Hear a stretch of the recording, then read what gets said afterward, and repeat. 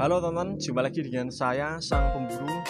Dalam video kali ini saya ingin menjawab pertanyaan dari sahabat kita yang bertanya mengenai untuk penyebab larva ikan lele yang pada mati di bawah usia 1 minggu itu penyebabnya apa dan bagaimana cara mengobatinya Bang.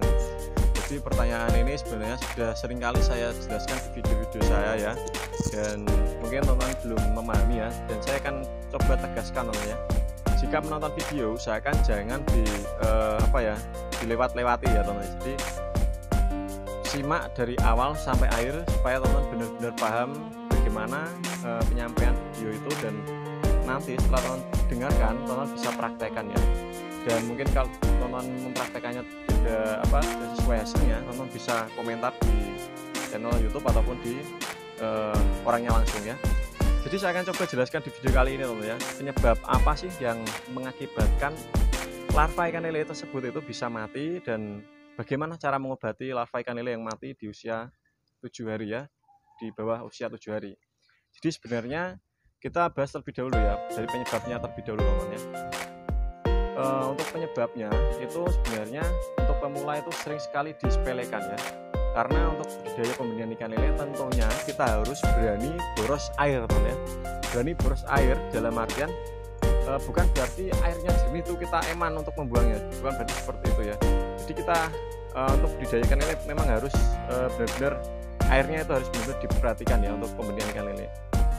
Untuk yang pertama, penyebab dari larva tersebut itu mati biasanya disebabkan karena amonia yang ada di kolam itu terlalu tinggi teman ya, ataupun menjadi suatu bom ya. Itu bisa disebabkan karena pemberian cacing sutra itu mungkin terlalu banyak ataupun terlalu over ya. Jadi usahakan teman-teman saat memberikan cacing sutra, berikan secukupnya untuk larva tersebut ya. Mungkin untuk 1 hari pertama ya, ini saya sarankan buat teman-teman ya. 1 hari pertama kita kasih 1 gelas ya, 1 gelas, ataupun mungkin kalau 1 gelas kebanyakan kita kasih setengah ya. Usahakan seperti itu, jangan sampai kita banyak langsung kasih 4, 5, jadi seperti itu, jangan ya. Takutnya cacing sutra itu kan ada yang bisa tahan lama, ada yang untuk masa hidupnya itu ada yang singkat ya. Jadi tergantung dari ternakan ataupun dari panenan dari kali ataupun dari tempat-tempat lain ya. Jadi kita harus pokoknya dari intinya itu kita untuk membeli cacing sutra itu kita harus kontrol ya, jangan sampai kebanyakan, itu yang pertama. Lalu yang kedua adalah biasanya larva tersebut itu mati biasanya disebabkan karena perubahan suhu yang ada di kolam. Jadi itu bisa mengakibatkan larva tersebut itu menggantung atau bergerombol ya, Kalau menggantung tidak, kebanyakan dari larva itu menggerombol ya. Dan lagi yang keempat ya, yang keempat itu penyebab dari larva ikan lele mati itu biasanya disebabkan karena kurangnya oksigen yang ada di kolam ya.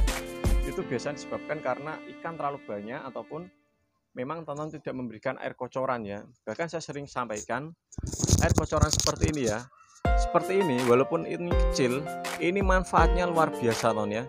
Mulai dari bisa mengurangi mencegah minimnya oksigen. Jadi misal oksigennya yang alih-alih kecil itu kita bisa suplai dengan aliran yang kita teteskan ke kolam ya. Dia tidak menetes ya, pokoknya airnya itu kalau untuk larva itu usahakan kenceng ya teman ya. Kalau ini kan saya sengaja kecilkan ya, karena posisi bibitnya itu tidak terlalu banyak. Kalau banyak itu kita harus kencengkan ya. Dan lagi biasanya teman itu selalu menyepelekan si itulah itu bisa menggunakan pembibitan tanpa air kocoran, jadi seperti itu. Ini saya coba tegaskan teman-teman ya. Jika teman selalu membanding-bandingkan dari video itu, saya rasa teman-teman tidak akan berhasil menjadi seorang yang sukses teman ya. Karena semua yang bisa sukses itu mereka itu tidak cenderung membanding-bandingkan ya.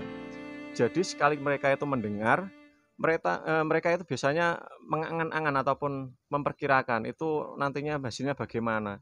Bahkan lebih baik kita belajar bodoh daripada kita belajar untuk pintar ya. Misal ya teman, ada yang menyarankan kasih obat ini dengan sekian mili ya, kita praktekkan saja, dan jika memang itu mati kita bisa dapat pengalaman. Itulah yang sebenarnya belajar bodoh untuk menjadi pintar. Jadi seperti itu teman ya. Kebanyakan dari teman-teman itu belajar pintar tapi menjadi bodoh ya, Itu yang yang sekarang terjadi teman ya. Mungkin buat teman itu menjadi suatu pembelajaran buat teman ya, karena dalam budidaya ikan lele itu ya tidak dibudidaya ikan lele itu semua dalam usaha apapun, dalam proses apapun itu kita harus belajar bodoh untuk menjadi pintar ya. Jadi kita jangan merasa pintar untuk terlihat bodoh ya, jadi seperti itu. Jadi terkadang saya juga sampaikan di video saya, maka dari budidaya ikan lele kita jangan membanding-bandingkan dari video ini ya. Jadi kita harus dengarkan lalu praktekkan. Setelah dipraktekkan hasilnya bagaimana, kalau tidak berhasil kita komen, boleh kita berkomen ataupun kita memberikan pendapat tentang video tersebut ya.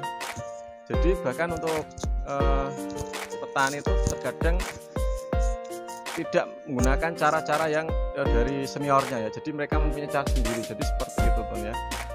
Dan untuk kita kembali ke topik ya teman ya, untuk cara mengobatinya itu bagaimana Bang? Cara mengobatinya itu sebenarnya sangat mudah sekali teman ya. Untuk cara mengobati lava yang seperti itu dalam tanda kurung di bawah 7 hari teman ya, di bawah 7 hari ya, di bawah 7 hari saya sarankan buat teman ya, yang pertama jagalah kualitas air terhadap kolam ataupun yang ada larvanya tersebut teman ya.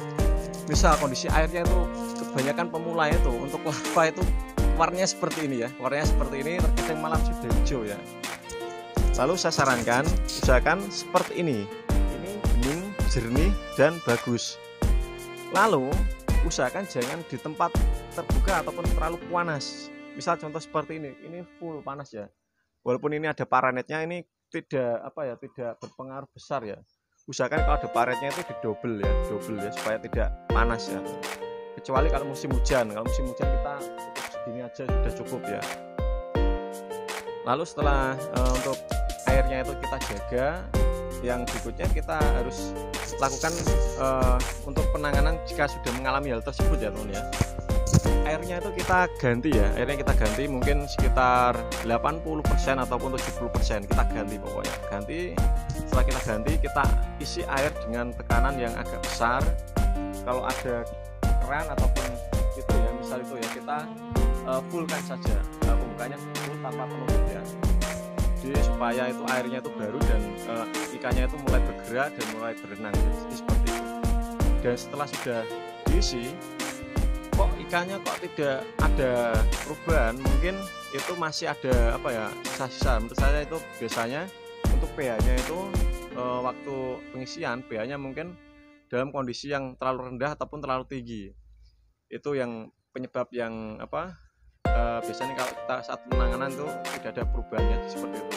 Kalau ada tester pH itu kita bisa tes pH-nya kalau normal, dan kalau normal biasanya kita waktu penanganan ataupun ya itu tadi kita kembalikan tempatnya itu terlalu terbuka itu kalau terlalu panas ikan setelah kita ganti bukannya sehat mati semua ya, jadi seperti itu. Maka saya sarankan kita kasih penutup supaya tidak timbul lumut juga dan kondisi airnya pun terjaga ya, jadi seperti itu.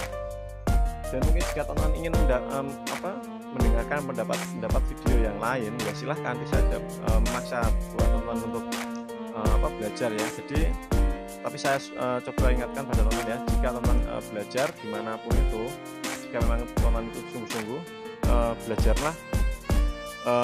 Setelah teman mendengar itu seharusnya kita harus mempraktekkan sebelum kita melihat video yang lain. Jadi seperti itu ya, supaya teman-teman melihat atau mendapatkan hasil dari sebuah istilahnya itu penyampaian dari orang ya. Misal ada orang ngasih saran ini kita harus sampaikan, tapi kalau memang saran itu kita rasa ragu, maka saya sarankan jangan dipraktekkan. Jadi seperti itu ya.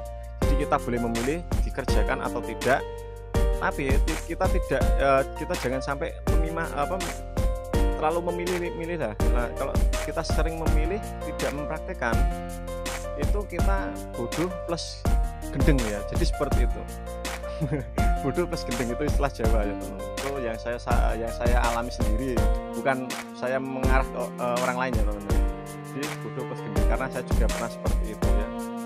Saya memilih saran yang ini, tapi saya tidak kerjakan ya. Padahal saya bertanya-tanya terus ya. Tapi waktu saya sudah mulai paham, saya tanya satu orang, saya praktekkan, kalau tidak cocok baru saya kalau ketemu orangnya saya tanyakan lagi cara penyampaianmu itu nggak bener lah, katakanlah seperti itu ya.